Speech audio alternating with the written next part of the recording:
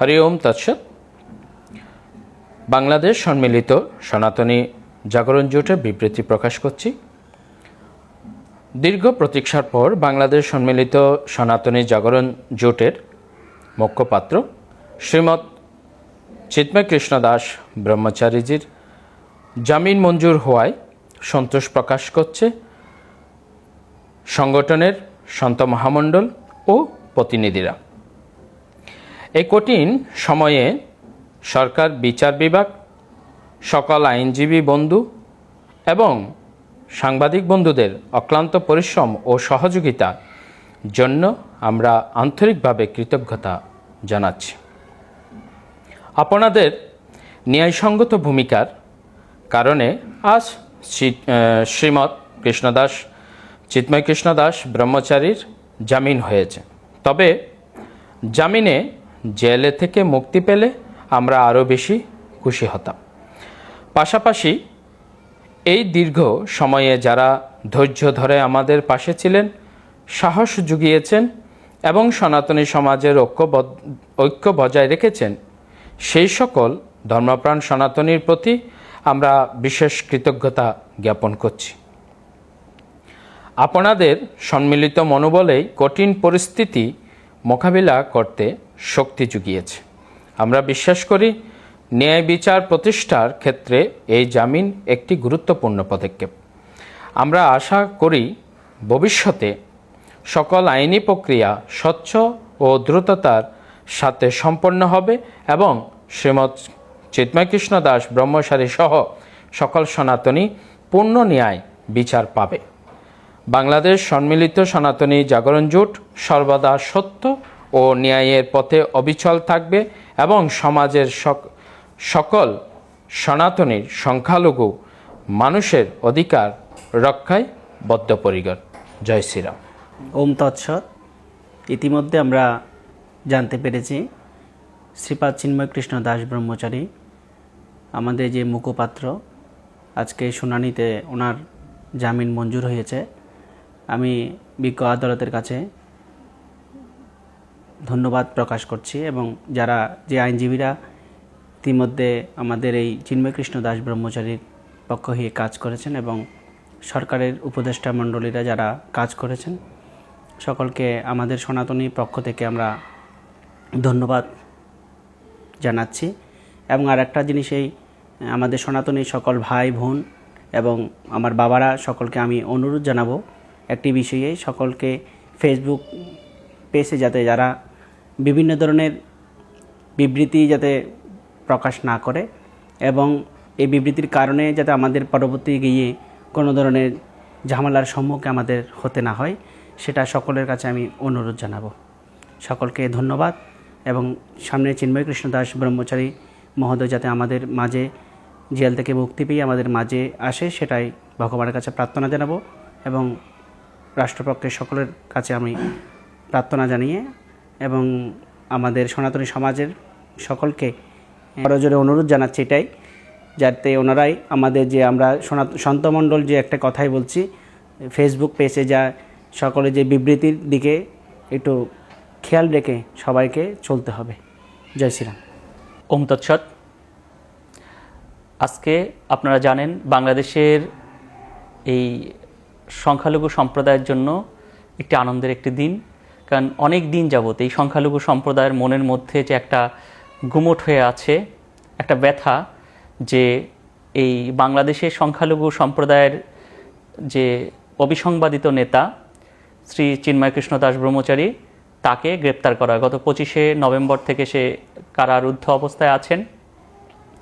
তো এরকম একটি পরিস্থিতিতে আজকে বিজ্ঞ আদালত তাকে জামিন প্রদান করেছেন এবং পরবর্তীতে আমরা জানি বিকেলের দিকে 5:30টার দিকে সেখানে সরকার রাষ্ট্রপক্ষ তার এটা চেম্বার জজ আদালতে সেখানে তারা এটার স্থগিত চায়, কিন্তু পরবর্তীতে আমাদের পক্ষের যে আইনজীবী অ্যাডভোকেট অপূর্ব ভট্টাচার্য, তার সক্রিয়তায় এবং তিনি বিজ্ঞ আদালতকে বুঝাইতে সক্ষম হন এবং এই কারণে পরবর্তীতে কিন্তু যে জামিন যে স্থগিত হয়ে গেছিল সেটা আবার প্রত্যাহার করে নেওয়া হয় এবং বিজ্ঞ আদালত আগামী রবিবার দিন তিনি শুনবেন এই বিষয়ে।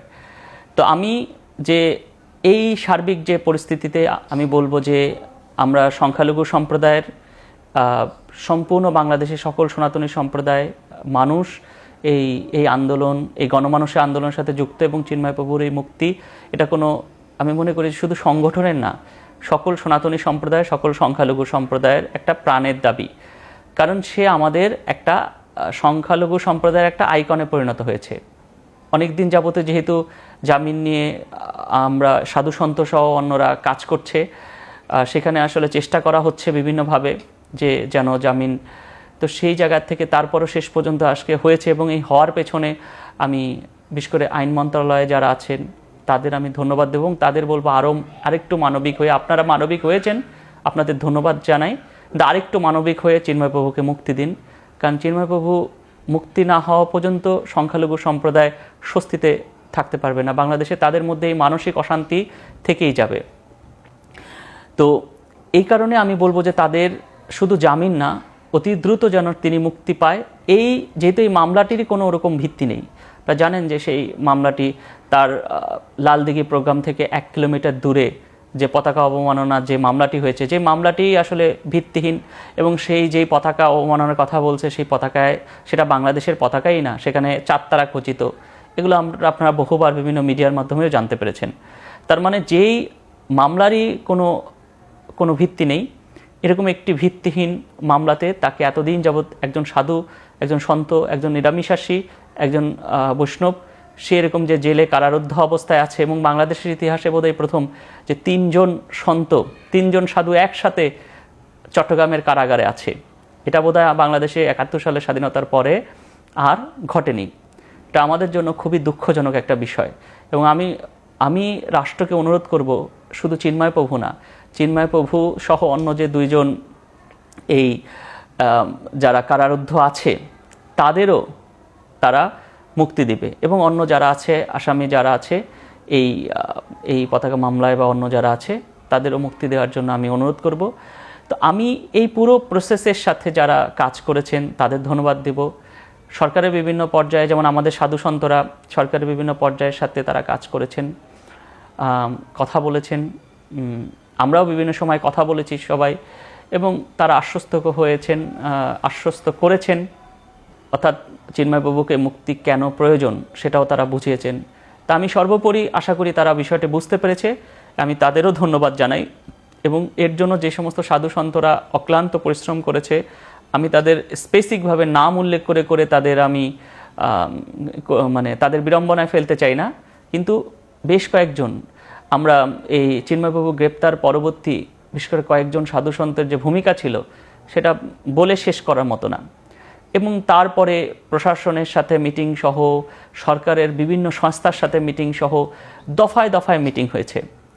তো এরকমই একটা পর্যায়ে আজকে এই পর্যায়ে এসেছে। এবং আমি ধন্যবাদ জানাবো যে আমাদের যে আইনজীবীরা, সেই চট্টগ্রাম কোর্টে যে আইনজীবীরা কাজ করেছে এবং এর পরবর্তীতে রবীন ঘোষ দাদা কাজ করেছে এবং এরপরে অপূর্ব ভট্টাচার্য দাদা। তো অপূর্ব ভট্টাচার্য দাদা এই চট্টগ্রামেরই মানুষ, রাউজানেরই মানুষ, তিনি যে ভূমিকা রেখেছেন তাকেও আমি ধন্যবাদ জানাই। হ্যাঁ, এবং এই পুরো বিষয়টি যে শুধু হিন্দু সম্প্রদায়ের নিজস্ব বিষয় না, এই বিষয়টি যে সাথে যে একটা মানবতার বিষয় জড়িত, মানবিকতার বিষয় জড়িত, সেই বিষয়টা আমরা দেখেছি যে আজকে কিন্তু অনেক মুসলিম আইনজীবীরাও আসে এবং বাংলাদেশের সবচেয়ে খ্যাতিমান আইনজীবী যে জেডাই খান পান্না মহোদয়, তিনিও ছিলেন। এবং তিনি কিন্তু এই বিষয়টি নিয়ে তিনি নিজে এর আগে আপনারা দেখেছেন মিডিয়ার মাধ্যমে তিনি বলেছেন তিনি থাকতে চান। এবং আমরা তার সাথে যেমন আমরা কথা বলেছি, যখন আমি দেখেছি যে তিনি আমাদের যতটা খুব বোল্ডলি তিনি আশ্বস্ত করেছেন যে চিন্তা করবেন না। লাস্ট তার সাথে যখন কথা হয় তখনও কিন্তু বলছে যে আমি আছি, চিন্তা করবেন না। তো এই কথাটা শোনার পরেই কিন্তু আমরা বুঝতে পারছি যে এটা আমাদের আশা করি আগামী ভালো কিছু একটা হবে। তো সব কিছু মিলে যে আমাদের আইনজীবী অপূর্ব ভট্টাচার্য দাদা সহ এবং তার সাথে প্রায় 50 জনের মতন আইনজীবী আজকে ছিল হাইকোর্টের। এবং এর সাথে এই যে আমাদের জেডাই খান পান্না মহোদয়, উনি সিনিয়র আইনজীবী, তিনি সবার একটা যে ভূমিকা ছিল, আমি সবাইকে ধন্যবাদ জানাই। এবং পরিশেষে আমি একটু বলতে চাই, যারা এই চিন্ময়বাবু জামিন হয়েছে শুনে অনেকেই হয়তো অতি উৎসাহী হয়ে ফেসবুকে পোস্ট দিচ্ছে, অতি উৎসাহী হয়ে বিভিন্ন আন্দোলন মানে আনন্দ মিছিল করার চেষ্টা করছে বা কিছু একটা করার চেষ্টা করছে, আমি তাদের বলবো যে আপনারা এই কাজটি থেকে বিরত থাকবেন। এমন কিছু আপনারা করবেন না যাতে এই জামিন তো হয়েছে বা জামিন হয়তো আমরা চাইবো যে জামিন যেন আটকে না যায় বিভিন্ন প্রসেসে, সত্যি যে যেমন হয়ে চিন্ময়বাবু যেন মুক্ত হতে পারে, এটা একটা চলমান প্রসেস। সেখানে এমন কিছু করা যাবে না যেটা করলে পুরো প্রসেসটা বাধাগ্রস্ত হতে পারে। তা আপনারাও সেটা সতর্ক থাকবেন। আপনাদের কাছে এই অনুরোধ থাকবে। এই অনুরোধ দেখে আমি আমার বিশেষ করে সাধু সন্তরা তাদেরও আমি ধন্যবাদ জানাবো যে তারা এর আগেও অনেক ভূমিকা রেখেছে, এখনও এই পুরো বিষয়টার পরে তারা চলে এসেছে, তারা যে সক্রিয়ভাবে কাজ করছে এবং অনেক ওই যে আমি যেটা প্রথমে বললাম যে অনেক সাধু সন্তরা এমন ভূমিকা রেখেছে যেগুলো হয়তো তাদের বিশেষভাবে ধন্যবাদ দিয়ে আমি তাদের বিড়ম্বনায় ফেলতে চাই না। তাদের অনেক ভূমিকা আছে যেটা বলার মতো না। তো সর্বোপরি এই পুরো বিষয়টা এবং আমরা চিন্ময়প্রভুর মাকে কথা দিতে পেরেছিলাম যে আপনার ছেলেকে আমরা মুক্ত করে আনবো। আমরা হয়তো সেই তার কথা দেওয়ার আমরা দ্বার প্রান্তে আছি। তো যখন আমরা চিন্ময়প্রভুকে মুক্ত করে তার মায়ের হাতে দিতে পারবো, আমরা মনে করব যে আমরা তার মায়ের কথা রাখতে পেরেছি। তো আমি রাষ্ট্রযন্ত্রে রাষ্ট্র প্রশাসন যারা আছে তাদেরও আমি আরেকটু মানবিকভাবে এই সংখ্যালঘুর বিষয়টা সংখ্যালঘুর দৃষ্টিকোণ থেকে আমাদের দৃষ্টিকোণ থেকে দেখার জন্য আপনাদের অনুরোধ করছি। তো ধন্যবাদ সবাইকে, ধন্যবাদ আপনাদের। ওম শান্তি, জয় শ্রীরাম।